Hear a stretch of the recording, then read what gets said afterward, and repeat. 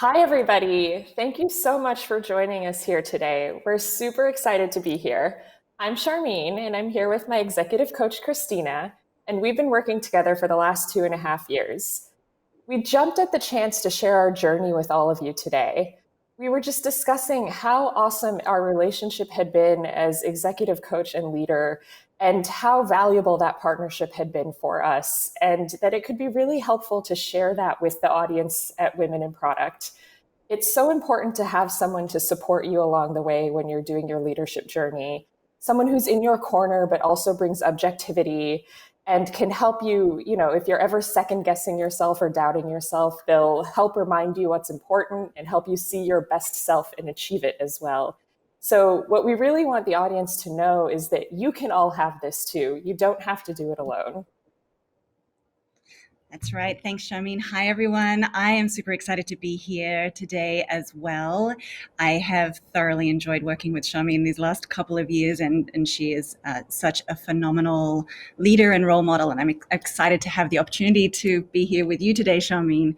So, yeah, like you mentioned, uh, being a woman in product and in the tech industry in general, there aren't as many senior female leaders to look up to as role models. So it can feel more isolating. And it may seem like the way to be successful is to follow the leadership styles that are more stereotypically alpha or, um, or male. So the path also is not a linear one, and you have to make it yourself, finding out who you are as a leader along the way. So a good coach can help you to create and define your own vision of success. They'll be your strategic thought partner, your cheerleader, your sounding board, and someone who can call you into your potential, especially in those moments when you might be doubting yourself. So, Sharmeen, let's tell the audience what we're going to do together today. Yes, I'm so excited. So, we'll talk about my journey to product management and why I wanted to start working with an executive coach. And then we'll cover how Christina and I worked together and why it was so helpful to my success as a leader. And we want to share those actionable frameworks with all of you today so you can take them home with you and start tackling your personal journeys with more intention as well. So, let's dive in. Sharmeen, how did you get into the product space? And more generally, looking back, what do you remember as some of the biggest turning points in your career and why? Yeah, so I actually started in electrical engineering. I had a bit of a unique path to product. My first half of the career was spent in engineering in the defense industry, actually. And that's actually where my first turning point took place. I became an engineering manager for the first time while I was working in defense. And I had a lot of support and sponsors and advocates while I was working there. And I really loved stepping into management for the first time and feeling the rewards of doing that kind of work. However, I realized I wasn't passionate about the defense industry. And so I would say the next biggest turning point was for me to leave it behind and join a startup in the Bay Area as a product engineer. And in that startup, I was still working as an engineer, and I was super excited because we shipped a successful hardware device that connected to a mobile application on a phone, and we were really proud of the work that we did. However, once we launched, the company failed because nobody wanted to buy that device. And so that got me thinking that it's not all about just good engineering quality, but you also have to think more about the product strategy, and the customer that you're working for. And that's really when I started to consider changing from engineering to product so I could understand that side of the business more. And that's where the third biggest turning point in my career comes in, where I left behind my history as an engineering manager and I switched over to product management for the first time at Twitch. And, I think that was a big step for me because I joined Twitch as an individual contributor. I was pushing myself outside of my comfort zone and leaving engineering behind. And it was also uncomfortable to go from being a manager to an individual contributor again. But the hope was that if I could do a good job and really get confident as a product manager, then the scaling of my leadership career could follow soon after. And that then takes me to the fourth big turning point in my career, which is when that did finally come true at Twitch. And I took on a large team as their leader and joined the executive team of Twitch. Thank you, Sharmeen. And around about then is when Sharmeen and I met.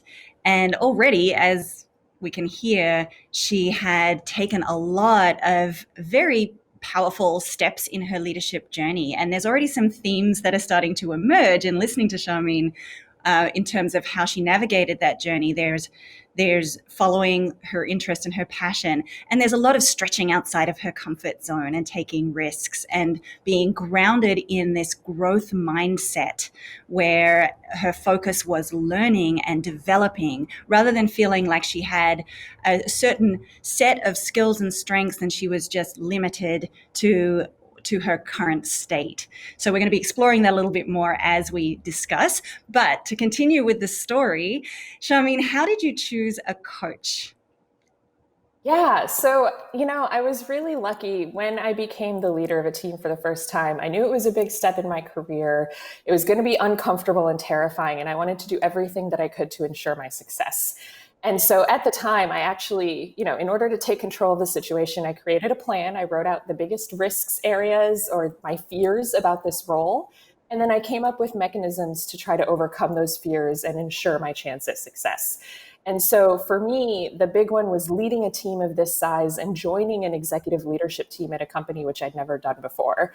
And so I charged Twitch with the goal that I wanted an executive coach to help me be successful and guide me along the way. And this is where serendipity comes in. Right at that same time, Twitch had started a partnership with Torch, which is where Christina worked as an executive coach. And so we were paired together through a survey that, we answered a bunch of questions and it decided we were a good fit. But what I would say is, that survey doesn't work for everybody because picking a coach and working with somebody could be similar to dating or even finding a therapist. Not everyone's going to be a great fit for you.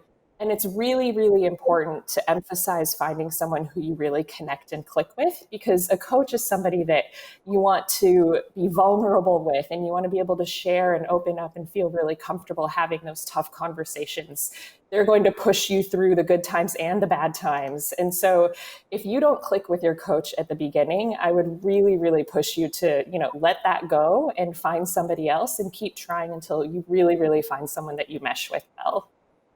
Mm-hmm. I think that's a great point. There are so many very experienced and talented coaches out there and coaching platforms and organizations like Torch, where I work. And it is so important, like Sharmeen said, to find a coach that you feel that rapport and connection with, someone that you feel comfortable and safe with, because you are going to be doing a lot of growing. Like Sharmeen mentioned a couple of times, growing just by definition involves stretching out of your comfort zone. And by definition, that is uncomfortable and it is scary sometimes. And it can be very tempting to go back to what we know, to go back to what's comfortable.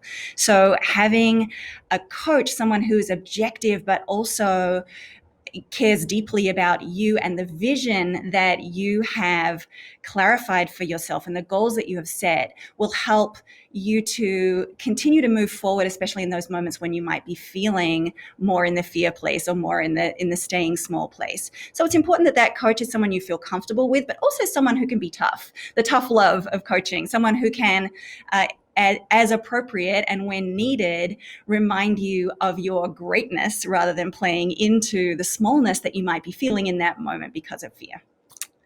And we will be sharing an info sheet after this session with some tips on where you can go to find a coach, how to choose your coach, and some next steps there if you're interested in finding out more.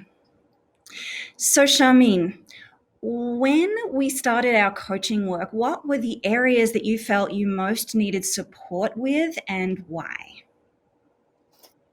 So, I shared a little bit that this was a terrifying step for me to take in my career. It was the last, biggest turning point. I felt so uncomfortable in a lot of different ways. And the number one at the top of that list was imposter syndrome. I had never been on an executive leadership team before. I hadn't run a team of that size. In the past, I'd been an engineering manager, and then at Twitch, I'd managed product managers. But this was my first time really owning the business outcomes of an org that covered engineering, product, design, and data. And so imposter syndrome was just, flying high. I didn't know if I'd be able to do it or not. And that led to some other things that I also was starting to see in myself. So I think, confidence came along with it. I didn't have the confidence. I hadn't proven to myself that I was capable of doing this role. And I also, I didn't want to be taking things personally. I think it was difficult for me to separate out criticism when it was about the role or the team versus me personally. And then also separating that from work and life and kind of compartmentalizing in a way that was healthy.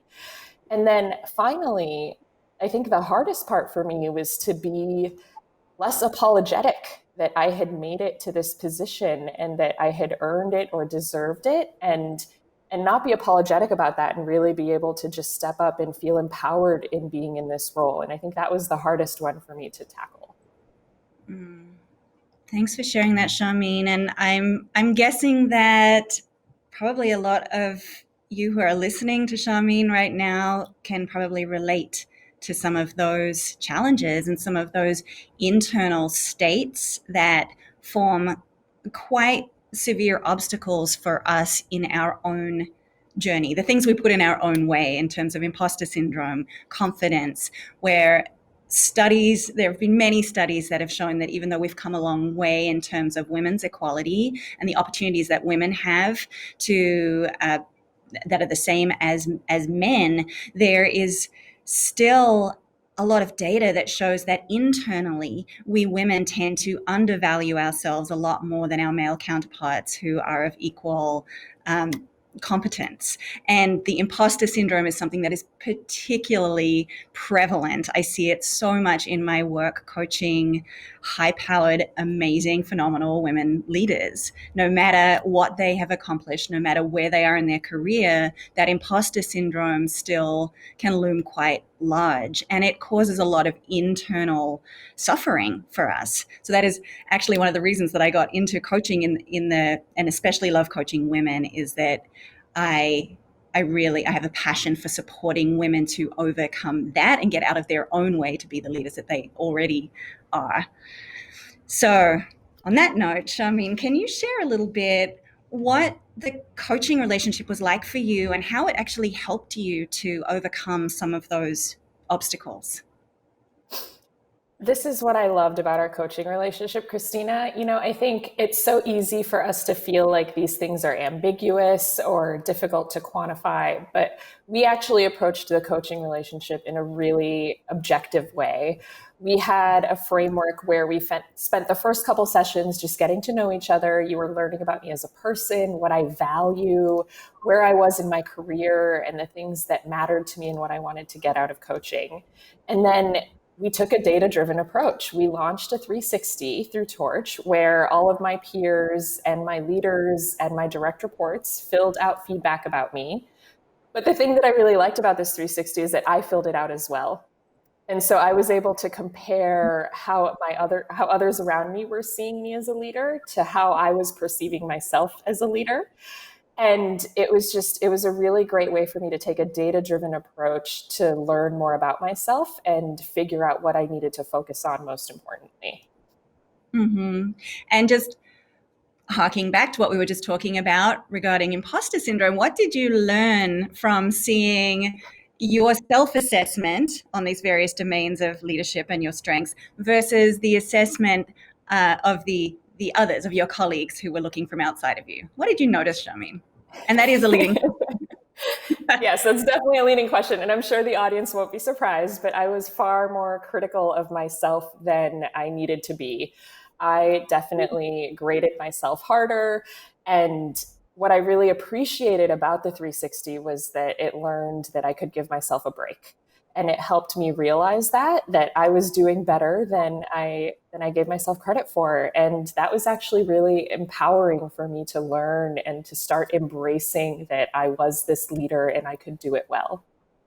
Mm-hmm. Yeah, and there is something about data, seeing the data right there, that has a bigger impact sometimes than other people saying, "Oh, you're doing great, don't worry," especially for folks in the tech industry, or for whom data is an important part of the way that you process and the lens through which you see the world and yourself. Yeah, definitely. And I remember specifically that the data did help me recognize my natural strengths. And so through that survey, I found that my values were tied to my strengths. I really cared about empathy and having compassion for the people around me, which helped me be really strong in collaboration. And then I also had a strong bias for action. I really wanted to get shit done, and that mattered a lot to me. Mm-hmm. Yeah, and I'm curious there as well, if you want to share with the audience. So when you saw, well, I should say that in our Torch 360, we include the more traditional domains of leadership competency like strategy and execution and time management, etc. But we also include what have been called the softer skills like empathy, communication, collaboration, inspiration, group facilitation, the things that maybe have been devalued in the past as in terms of being a strong leader, but now are coming more back into the fore as being recognized as important, and as equally important, if not more in some cases, as those other strengths. So when you saw, Sharmeen, those strengths called out, what was the impact of that on your, perhaps your confidence or your perception of your own ability to lead?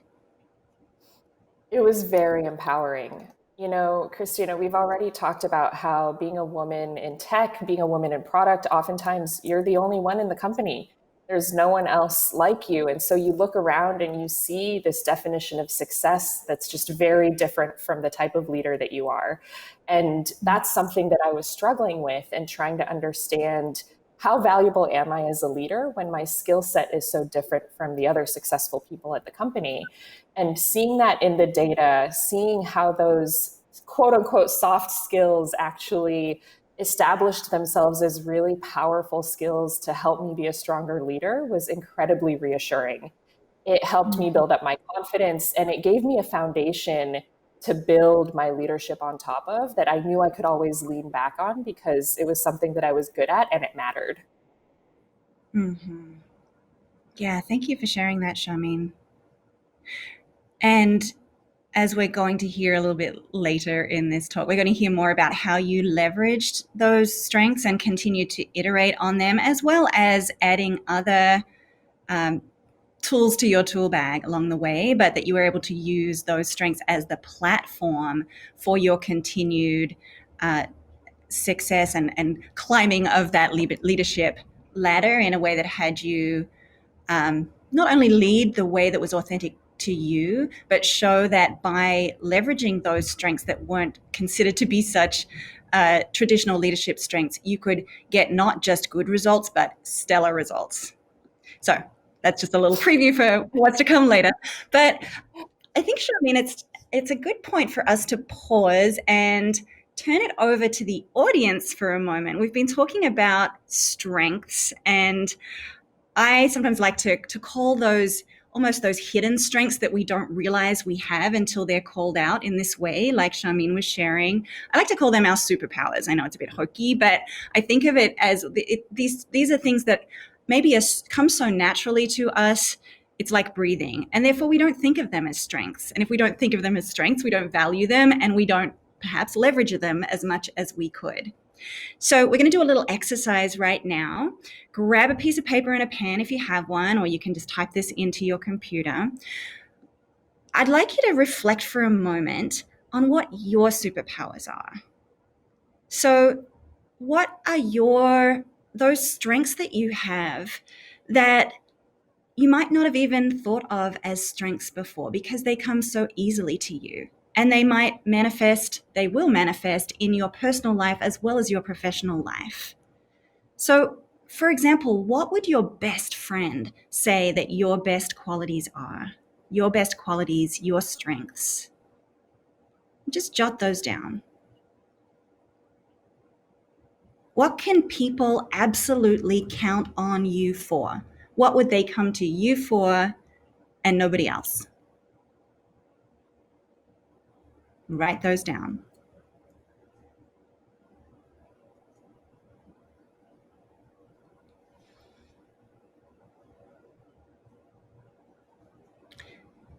So take a look now at that list and just notice, is there anything on there that you might not have thought of as a leadership strength before? If there is, just circle that. And my next question for you is, what if you were to lean into that more in the workplace? What would that look like? Not saying you have to, but what might be possible if you did?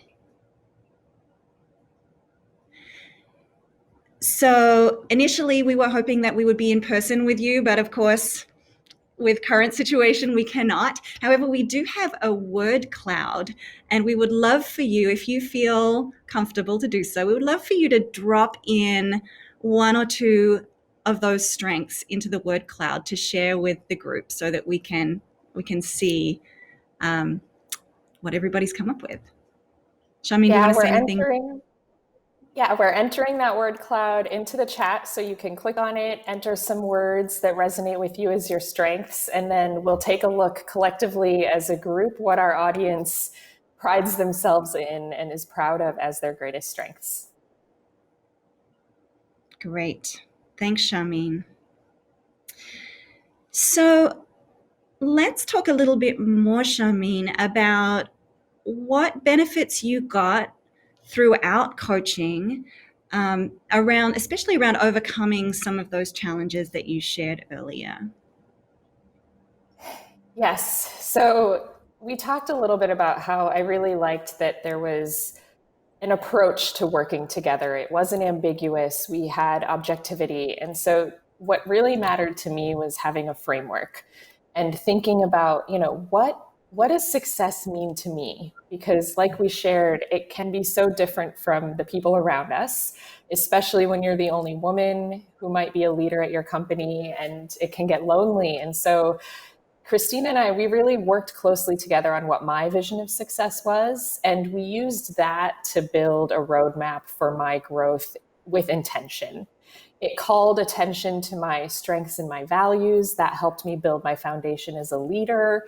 And then Christina was my thought partner along the way. Like anytime I ran into a difficult situation or a hurdle in my career, she really helped me think of the big picture and think about that North Star for what success was for me. And that pulled me out of the day-to-day difficulties and just kept me growing with intention. Mm. I love that, Sharmeen. I love that you called that out. And that certainly was a big part of our work, defining what success meant to you professionally and personally, and not just what it looked like, but what it would feel like, how you would know that you'd achieved it. So we put a lot more intention into clarifying that rather than maybe assuming that we already knew. Can you say a little bit more about intention? And you mentioned your North Star. I'd love for you to explain that a little bit more to the audience. Yeah, so something that I've always said is that I don't really believe in having a perfect 5-year plan or a 10-year career plan because honestly, I think whenever you have a plan, life is going to get it waylaid. It's not going to go as you expected. I mean, 2020 is the perfect example of this. And as humans, we need to be adaptable. And so instead of trying to come up with a perfect career plan, I think it's instead important to really know what matters to you the most and stay connected to those values that you may have. And so for me, that was what my North Star was. And Christina and I, we worked together to define that. And it was things like being a good leader for my team. I realized that I really believed in service leadership. I was there for my team. It's not about me, it's all about the people who are on my team and helping them be empowered to do their best work. And then another thing that I realized I care about was increasing my reach so I could empower more women in tech. I knew how hard my own personal journey was, and I had to overcome a lot of lack in confidence and imposter syndrome. And I know that I'm not alone. I'm sure this resonates with many of you out there. And so, I really wanted to make sure that I could always pay it forward and help other people succeed in the same way I've been able to. Mm. Thank you, Sharmeen. And I remember when we did start working together and you had just inherited a much larger team, we did speak about some of the options for actions you could take at that time. And while there was a temptation to dive straight into the results that you wanted that team to achieve. We talked about the importance of you first getting to know your team and sitting down with them, having conversations about who they were and what they cared about. And it again, using those strengths of collaboration and empathy and connection, which maybe took a little longer at the front end, but I think was actually key to the overall success of the team. Definitely. It really helped to connect with them and to build that trust and that relationship from the beginning. Mm-hmm. So also the the important thing or the powerful thing about having a North Star, having being clear on what your bigger impact is or what you care about the most beyond the day to day, it really helps you, especially in those moments when things are uncomfortable or when you're in the fear. Because when something is uncomfortable and it's scary, like I mentioned earlier, the natural human inclination is to retract from that, to pull back, to go back to what is known and safe and comfortable. And so if you don't have a vision pulling you forward, there's really not much to get you out of that fear place, and not much else. There's not much of an alternative. So once you have clarified that, you can be pulled forward by that vision of what you actually want to accomplish, the contribution that you want to make. Sharmeen mentioned servant leadership. So focusing not on how you want to be perceived as a leader, but how you want to be a contribution to your team and to the bigger picture impact. Yeah. So the So more speaking I was going to say, speaking of North Stars and visions, I want us to share one of my favorite exercises that we did together with the audience, Christina, which was doing my future visualization. And to everybody in the audience, we want you to experience this with us today. And I ask that you keep an open mind as Christina guides us through this together. I know for me personally, I'm very type A. I've never been good at meditation, and it's hard for me to turn off my brain. It just goes a mile a minute.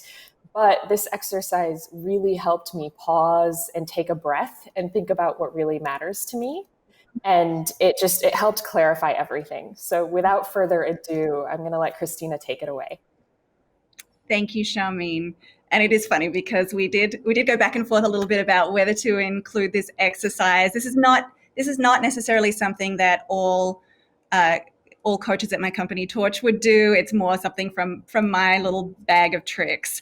But like Sharmeen said, I do think it is important, especially for ambitious, driven, high achieving people and women in particular, to carve out that time to stop, to take space, and to look inward. Part of the lacking of confidence in our own abilities, I think, is a lack of connection to our own inner guidance system, our own wisdom, and a lack of acknowledgement that actually we have more answers inside than we think that we do. So we've talked about confidence. We've talked about how that is, well, I think that's probably 90% of the struggle sometimes, is having the confidence in our own abilities. So this is a little exercise just to get you in touch with another part of yourself that might house some nuggets of wisdom about what your North Star is and what's most important to you. And it's sort of in the form of metaphor. So like Sharmeen said, guided visualizations are not for everyone, but just go with it, see what comes up. There's no right or wrong way to do this. At the very least, it might just be a nice little break from your day. So let's begin.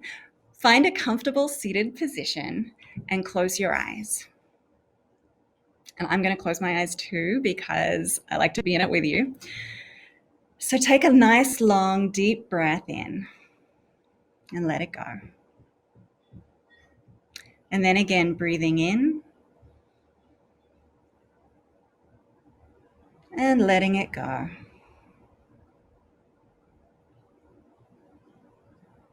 And again, breathing in nice and deep, filling up your belly and your chest.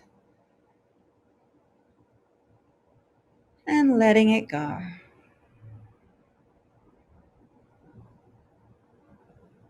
And as you keep breathing like that, just long and steady, start to notice what it's like to turn your attention inward and slow down and take a break from the thinking. Keep breathing in and out. And start to notice your energy dropping. Maybe you become aware of the feeling of your bottom on the seat and your feet on the floor, your back supported by the chair. And really noticing your physical sensations right now. Letting your spine be straight but not stiff. You can wiggle your shoulders around a little bit if you want to, and then relax back into a steady seated position. And starting by noticing anywhere that you might be feeling any tension or tightness right now, and just let that relax. Relaxing the muscles in your face, around your eyes and your jaw, your neck. Moving down, relaxing your shoulders. And just noticing how it feels to take a couple of moments to turn inward, and give this gift of presence to yourself. Noticing too if any thoughts want to filter through and grab your attention. Let those thoughts just pass through your consciousness. Sometimes it can be helpful to just label them as thinking and then return to your breath.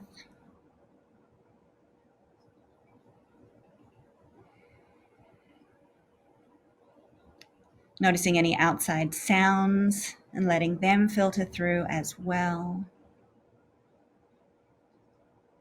Keeping your attention on your breathing, on your physical body.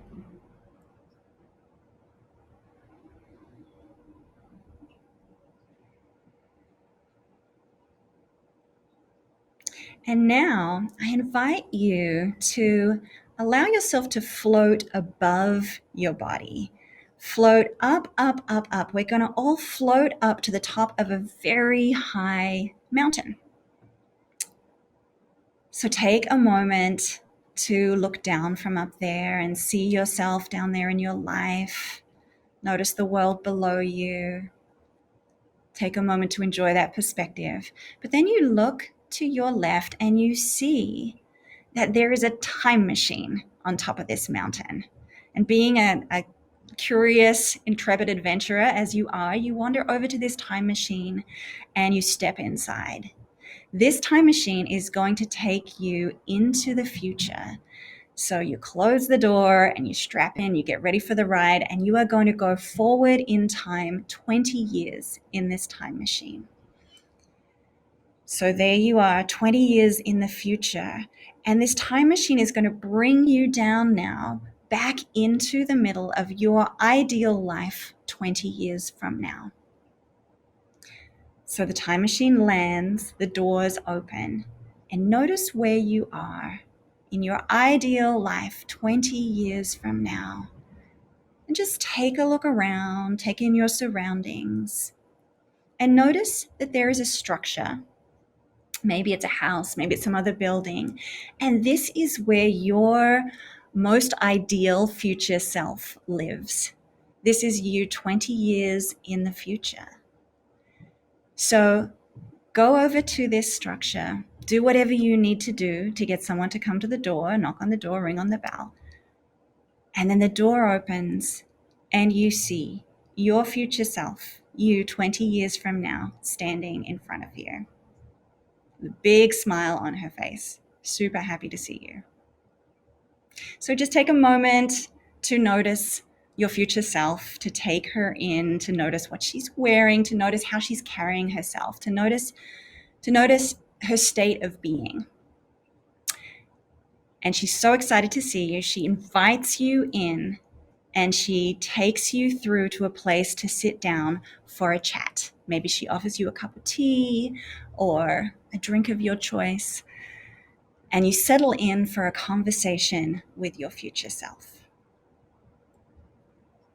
So the first question that I would like you to ask your future self is, what do you remember most about the last 20 years? What stands out most in your memory? And just listen to her answer.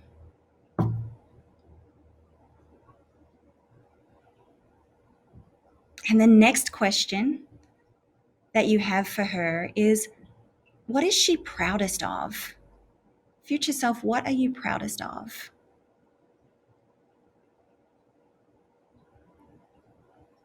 And just listen. And then you ask her another question, and that is, what do I need to know to get from where I am now to where you are? What's most important for me to know or to remember?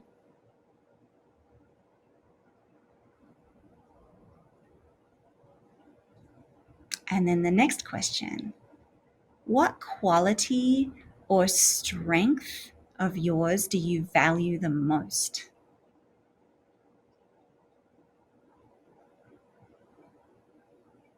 And then finally, you can ask her whether there's anything else that she would like you to know.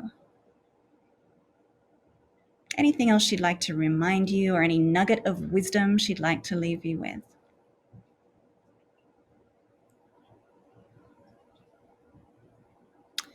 So we're almost ready to wrap up this short visit with your future self.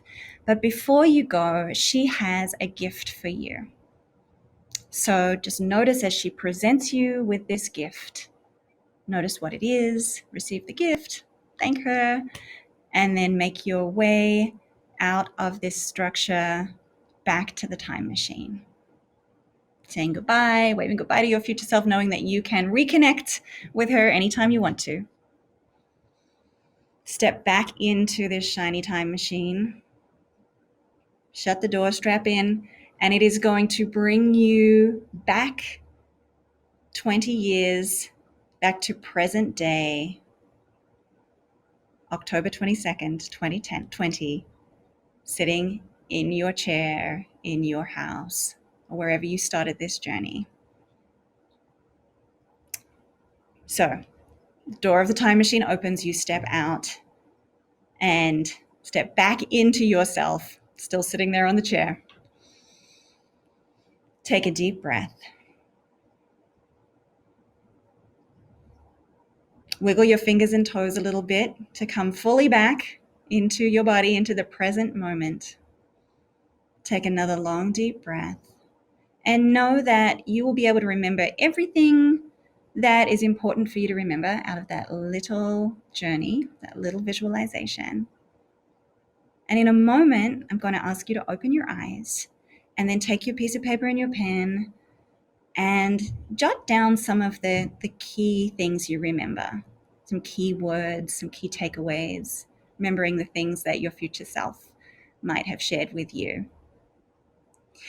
And FYI, if that was more difficult and it was harder to get a visual, some people aren't so visual, maybe there was a feeling, maybe there was just a felt sense, whatever you got from that experience, just write it down. Whatever you got is valuable.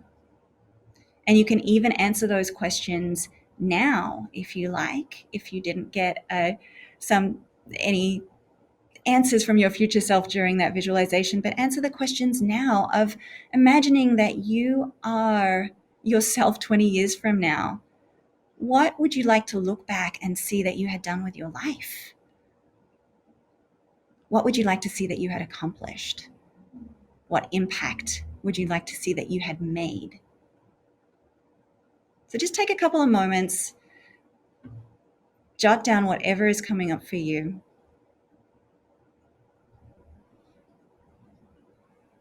And know that this is just metaphor. There's no premonitions in here, but it can be, like I said, a useful way to get in touch with a different part of ourselves. The wiser part of ourselves that already has the answers to these questions if we take the time to be still and quiet and listen.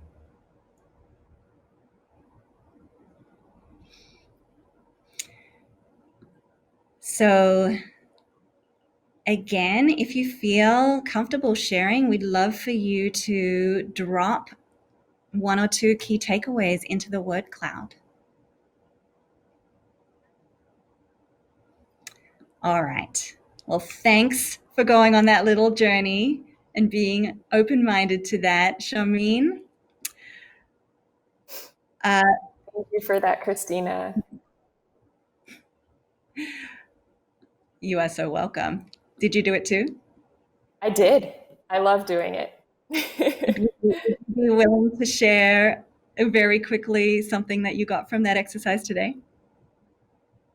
You know, it's funny actually, when we started working together 2.5 years ago, maybe this is a little bit personal, but one of the biggest goals outside of my leadership was actually personally to be able to start a family.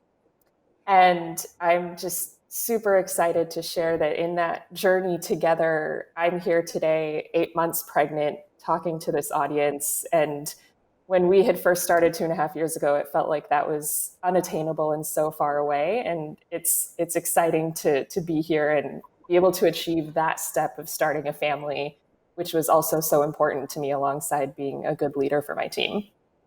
Thank you for And sharing it that. was Yeah, and it was nice because my future self told me that I told you so. I told you you'd get there. You just had to be patient and stick with it.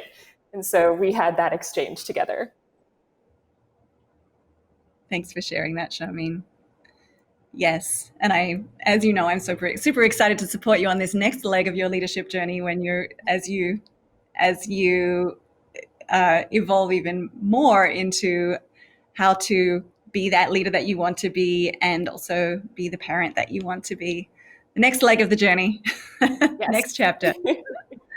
So we've talked about a bunch of different things. Sharmeen shared a lot about her journey and her obstacles, her successes, and some of the exercises that we did together, as well as just the general conversations that we had along the way, supporting Sharmeen with the day-to-day challenges that might have come up. So we talked about the importance of identifying and really owning your strengths and leveraging those. We talked about the importance of also being in a growth mindset, gathering feedback, ideally from some sort of 360 or interviewing your colleagues, so it's real feedback and not just what you're projecting that other people think. And we also talked about connecting with your North Star, what's really important to you and you alone. And Sharmeen also mentioned the importance of creating her own roadmap, of creating her own vision of success. So that's what we're going to do now in the next couple of minutes. We're going to bring it into a little bit more of a concrete wrapper here. So pulling all that together, where do you want to be 1 year from now, 12 months from now, that moves you in the direction of the future self that you've just envisioned? Or if you didn't envision a future self, that moves you in the direction of your vision of success longer term. Where do you want to be in 12 months' time? And not just where do you want to be, but other markers of success are how do you want to feel in the workplace? How do you want to feel in your own leadership? What do you want to see or know or hear that will let you know that you have been successful, that you have made progress and made the progress that you want to in the next 12 months? What would those milestones be, those signs of success that would take you towards this future state, this future self, this future vision of success? So take a couple of moments to just jot down a few of those signs of success and milestones that you would want to see.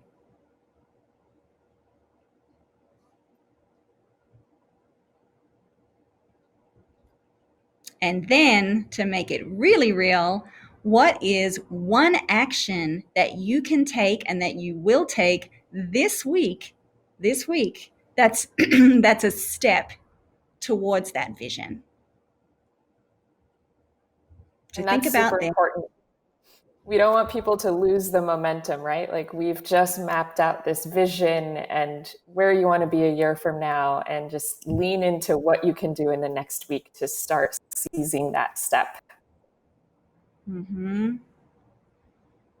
And that's, of course, another very important part of the coaching relationship is we can do the big picture visioning, we can do the deep dive into what you really want, we can talk about your issues till the cows come home. But if you're not in action, then we're not really going to get very far. So typically, I think Sharmeen would attest to this, that at the end of each session, we would come out with one or two concrete actions that Sharmeen would commit to that would further her objectives and further her towards her goals. And I think that, Sharmeen, probably you would say, not to put words in your mouth, but the impact of having somebody who was your thought partner, but was objective, was an accountability partner for you, maybe kept you more, perhaps sometimes more in motion, especially on those things that might have been a little bit more edgy. Yeah, having someone hold me accountable was the most important part of it all. All right. And if you want to be very brave, you can drop that action into the word cloud so that we have a little bit group accountability here, but no pressure to do that. However, if you don't, or even if you do, I would encourage you to share that action with somebody that you really trust, an ally, a mentor, somebody who is already in your corner.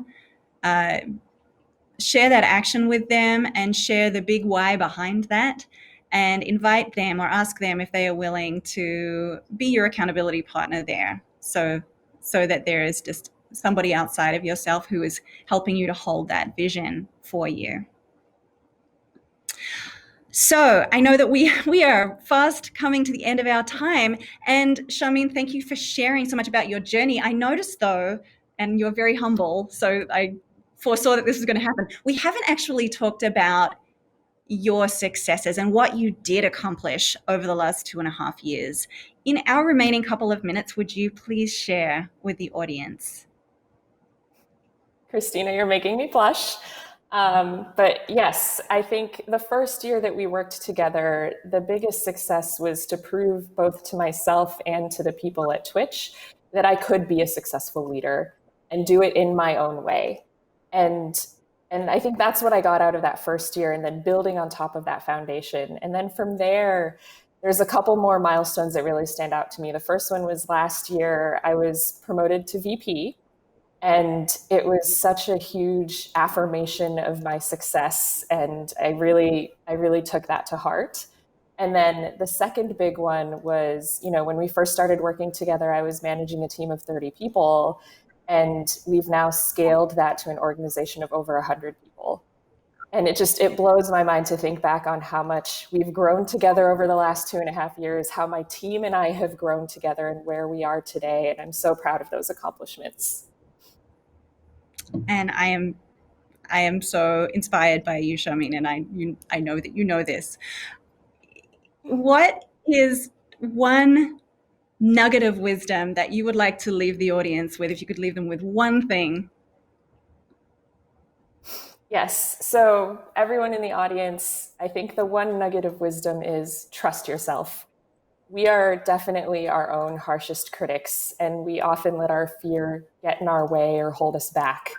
And so I ask all of you, the next time doubt sets in, shove it away, trust yourself, and seize the opportunity, because I truly believe we're all capable of so much more than we give ourselves credit. And with that knowledge and that gift, I can't wait to see what everyone in the audience is able to achieve in the next year and beyond.